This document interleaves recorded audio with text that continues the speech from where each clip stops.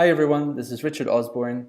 This video contains excerpts from a conversation I recently had with a good friend and colleague, Joss Frimond, on what I've been doing over the last 2 years to really increase the success rate of the homeworks and the outside of classwork I've been giving to my language learners.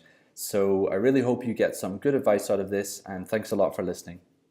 The principle of homework is to put in place the ability for the learner to expose themselves more to the language than what you're giving them just in your face-to-face lessons, which is probably not enough to make them make realistic progress. Creating homework is not that much different than creating in classwork in terms of you've got some sort of pedagogic objective, you've got the content, and you've got questions or some sort of guide that's leading the learner towards discovering the vocabulary in that content or the grammar point within that content.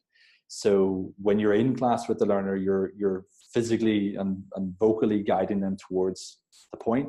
When they're at home, it has to be designed such that they can get there on their own. So the rubric has to be right to be able to guide them there on their own. We need to put something in there that leverages that thing that they like, which is speaking with us, that they have to have something in there that will make them feel like we're there almost with them, you know? So for me, over the last 2 years, I've been experimenting with recording myself in video. So at the beginning, I was doing that with WhatsApp, where you can record audio and video directly into the platform, and YouTube, just recording myself on my phone on YouTube and sending the link to my learners. And that suddenly got me way more replies because it wasn't no longer, oh, I have this work to do of this boring process.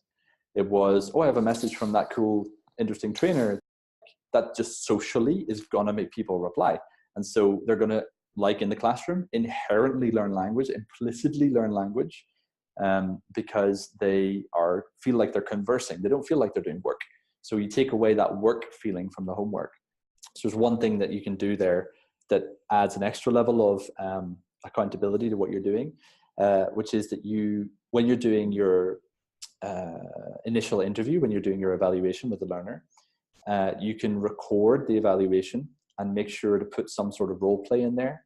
So if this is a professional and they're a receptionist and they need to welcome visitors, then you make sure that you do some sort of dialogue with them in the test to say, okay, we're going to do this and I'm going to record it.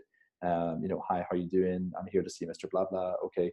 And then you have evidence that at the end of the course, if you do like an exit test and get them to do a recording again, you record them on your phone, on your computer, whatever, get their permission, obviously, and then record them doing the same sort of role play again. Even if they come back to you and say, oh, there wasn't enough this, there wasn't enough that, you can say, well, look at these two videos. So once again, if you've recorded yourself, if you've got some sort of video of yourself, audio of yourself, very short thing, just introducing the subject that they can listen to at home, that you can send them, helps to remind them that they have work to do and helps to engage them by thinking, oh, my teacher told me to do it, like just there now, I'm going to go on the internet and do it.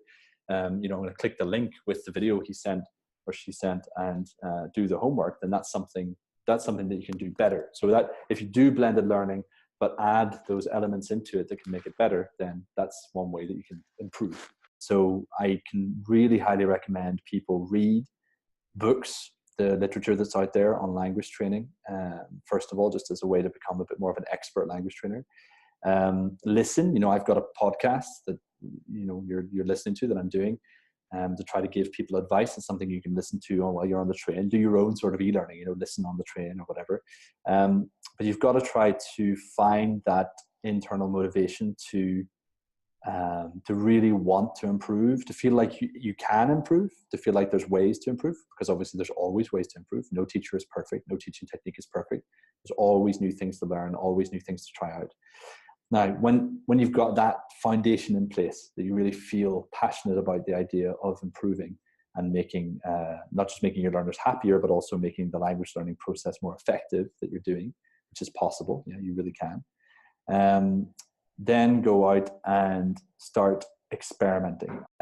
If anybody out there is doing video lessons, so doing stuff on Skype or Zoom or Adobe Connect or WebEx or whatever the platform is, you can greatly improve your teaching by trying to start integrating Google Drive and the Google Apps Suite into what you're doing, because it is a very collaborative, very online, very easy platform. So Google Drive is there to create a folder for the learner that you're teaching or the group that you're teaching, and to start putting materials in there related to different lessons that you're doing. So a folder for the group, And within that, folders for each lesson, each day that you see them, right?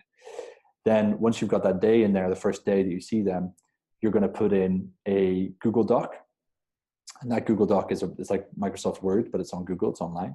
It's going to contain any important information from that class, the links that you need them to go to do revision, to study grammar points, the vocabulary that you taught them, maybe examples of some mistakes that they made you can put in there for them to correct for homework. Any kind of information, important information that they can take away from the class should be going into the Google Doc. Then you can also do, if you're teaching online, you can do what's called the Google Drawing, which is another Google app. It's free. Just type in Google Drawing on the internet and you'll find it. Or put a link onto this podcast. You can get there that way. It's a whiteboard where you can draw, scribble, write text, draw shapes, do whatever. And it's collaborative again. So you can either just save that into the drive or have your learners come in and edit it. So Google Drive to organize everything, Google Docs to get your information in there, Google Drawings to draw stuff, share with your learners afterwards. And then YouTube either on your phone or if you have something on your computer to record, so you can record parts of your lesson if it's in a classroom, or parts of the Skype call. You can actually record, Skype, you can record. That's a new feature. You can actually do screen recording, so you can record what you're saying with the other person. Zoom, obviously, you can do it. Adobe, obviously. WebEx, probably. I haven't tried it in a long time. But that, doing a recording, not necessarily the whole class, but of the key parts of the class. Stop the learner and be like, okay, I'm going to record this because I think this is important. I'm going to tell you about this grammar point. I'm going to record it. I'm going to put that recording into the file, into your file, into your Google Drive. Record the role plays that you're doing with them, put them in there. At the end of the class, record a video of yourself introducing the homework. Record a video of yourself modeling the sentences that you're asking them to do for homework in the Google Doc. And then you're creating a Google Doc with the sentences for homework that you want them to do, possibly based on what you did in the classroom, mistakes that they made, or something they need to prepare for the next lesson. Whatever it is, get yourself in there in a video and put that video in there. Either record a video literally like MP4 and put it into the Google Drive, or record a video on YouTube, which is my favorite way of doing it, and then put that video link into the Google Doc at the top of the questions. These are the kinds of activities that suddenly it's not homework. It's not just static, I'm sitting doing self-study kind of work. It's genuinely like interesting, communicative, productive tasks that you would like to do in class or outside of class. There's not that much of a difference between what you're doing if you're recording yourself and listening to the teacher. There's not that much of a difference what you're doing for homework than what you're doing inside class. Now, it's more work for the trainer. So why did I say do it in the lean way? The lean way is to design yourself a simple experiment. Say, okay, well, one learner, I'm going to try recording some parts of it and putting it into Google Drive. And then I'm going to try making that into a homework, and we'll see how it goes. And you get that learner on board. It has to be somebody who really likes that kind of concept and they like trying new things and they're not going to complain about it. Start that experiment up and agree with yourself that you're going to review the results of that really carefully. Look at how they replied, how quickly did they reply, how elaborate was their reply, and then try it again. Did they also do the second homework? Try it again. Did they do the third homework? Or did they start losing interest? Is that maybe because I'm not making the activities varied enough? Really try to get in there with a small scale experiment. Don't start suddenly making a Google Drive folder for all the current learners you have, and then you do something stupid and they all start not liking it and getting annoyed at you. Bad idea. Do it with one learner, then do it with two, and then do it with four, and then do it with six or whatever. But, increase slowly and make sure that the approach that you're using is working, and then start rolling that out to other learners. And in the end, after a few months' time of doing this, you might have a really solid, interesting, motivating way of doing outside of classwork. And that's something you can really use to mix it up as a language trainer. Thanks so much for listening. I really hope you got something useful out of that.